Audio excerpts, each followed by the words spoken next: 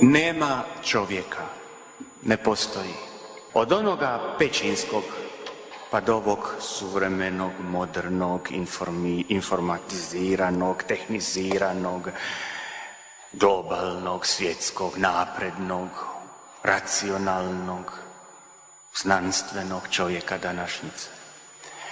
Nema čovjeka, ne postoji, koji u svom životu ne prođe neke stadije, neke stupnjeve, neke faze života i od tog istog života biva poučen. Ne postoji knjiga koja nas može učiti životu, koja tebe može naučiti živjeti. Ne postoji knjiga. Ne postoji. Neki će reći a Biblija, neki drugi će reći a Kuran, neki će treći reći koliko se zla učinilo preko tih svetih Bogom napisanih riječi u samo 2000 godina. Neko drugi bi mi mogao reći da su po toj istoj knjizi s pravom i ubijali onda, neki po onoj trećoj.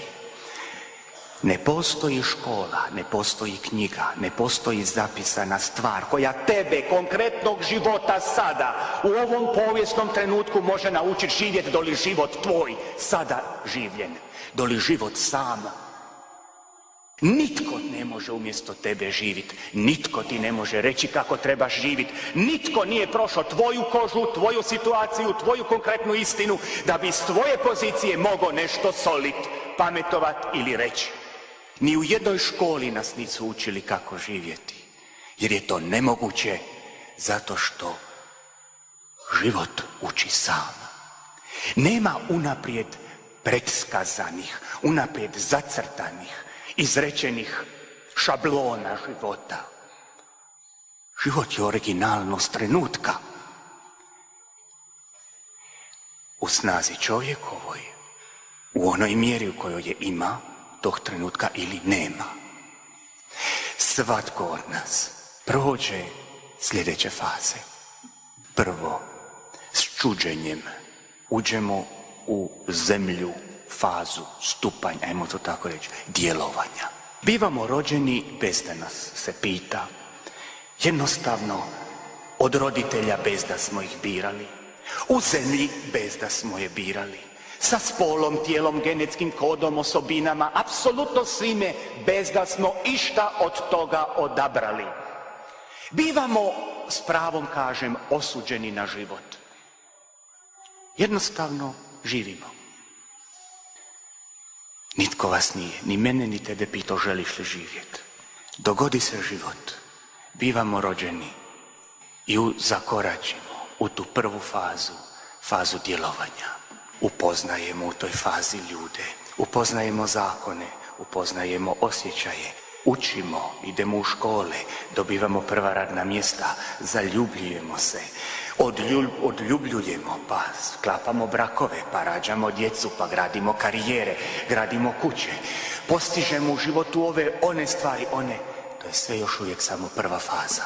Prva faza na jednoj drugoj, ja govorim o dubinama svijesti, shvaćanja života i sve veličine i misterija što život jest u sebi. To je još uvijek samo prva faza.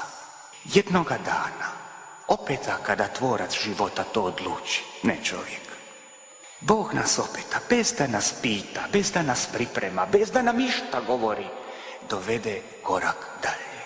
U jednu drugu fazu, jedan stupanj drugi, u jednu drugu zemlju, a ta zemlja se zove zemlja patnje. Nekome prije, nekome poslije. Nekome tek se rodi, nekome na času smrti. Zakorači čovjek u tu fazu. U toj fazi patnje počinje otpadat nebitno od bitnoga. Počinje se ljudsko djelovanje fokusirat. Počinje sve ono što činiš dolaziti na jednu vagu ispravnosti, na jednu prosudbu, ne onoga, ne ovoga, nikoga doli tvoga srca.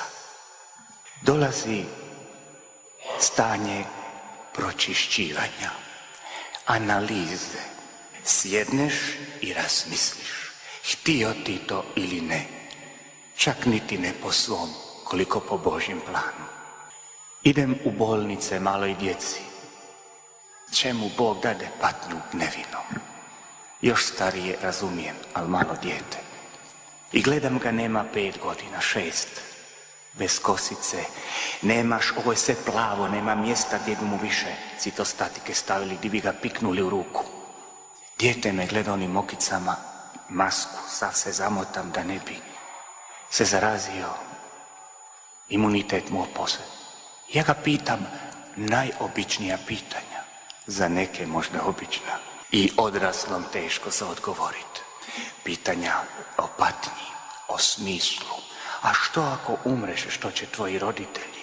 Tako delikatna pitanja života, istine. Dijete, nema 5-6 godina, odgovara s takvom mudrošću da se naježite od istine. S takvom mudrošću da kad bi usporedio odrasla čovjeka od 50 godina koji nije zakoračio u ovu fazu patnje, taj odrasli izgleda kao pubertetlija naspram djeteta od 5 godina. Odakle mu mudrost? Taj još ni vrtić završio nije, jer ga je život naučio, jer ga je patnja podučila. Patnja otvara takve dimenzije života za koje postaje svjestan samo onaj koji to proživi, a proživili ste u ovoj ili onoj mjeri, ili osjetili svi. No to isto nije kraj, to je još sve početak. Kad Bog odluči, opet se nas ne pita, opet tvorac života uhvati nas za ruku i dovede u 3. fazu, u 3. zemlju, u 3. stanje, a to je zemlja šutnje. Vi ste ovdje itekako osjetili tu fazu. Nije li najjača šutnja nakon krika materinoga na grobu svoga sina? Ne prodire li Božja šutnja najjače iz groba uskrsloga spasitelja? Tada staju riječi. To je faza u ljudskom sazrijevanju svijesti i života, kada padaju gotovo apsolutno svi okviri bivstvovanja, sve istine bivaju upitne doli jedna jedina, ona patnjom pročišćena. Tada čovjek zamukne, zauvijek. On i govori možda, ali svaka riječ plodom urodi. Tada djelovanje nije uprazno, jer biva šutnjom obasjano. U tim trenucima se priprema, počinje pucati opna i događa se jedan novi čovjek u dubini srca, jer ćeš ili puknut i razbolit se, ili prihvatit preporod duše za jednu jedinu istinu, a to je dok god ima tebe, nema Boga u tebi. Kad tebe ne bude, on dolazi.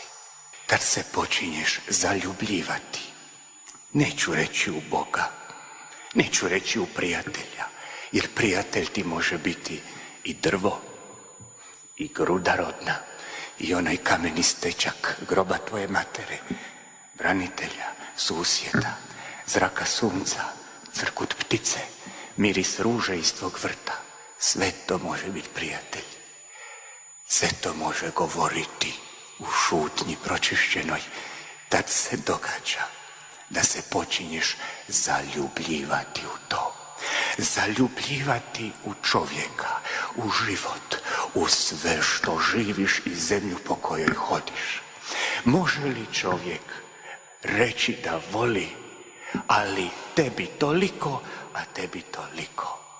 Može li muškarac, muž, koji voli svoju ženu, reći svojoj ženi: ja te ženo volim jer su me tako odgojili? Ili ja te ženo volim jer te i drugi vole? Ili ja te ženo volim jer tako pripisuje zakon crkve? Zamisli, ženo, da ti muž tako kaže. Na takav način da ti ispoli svoju ljubav. Ne bi li ti njemu, ženo, rekla: ma ti si mužu moj lud, ti si tu puko. Ili me voliš, ili me ne voliš. Dok god primjećujete da ljudi u vašoj sredini rade kompromise s ljubavlju, ti još nisu propatili svoje.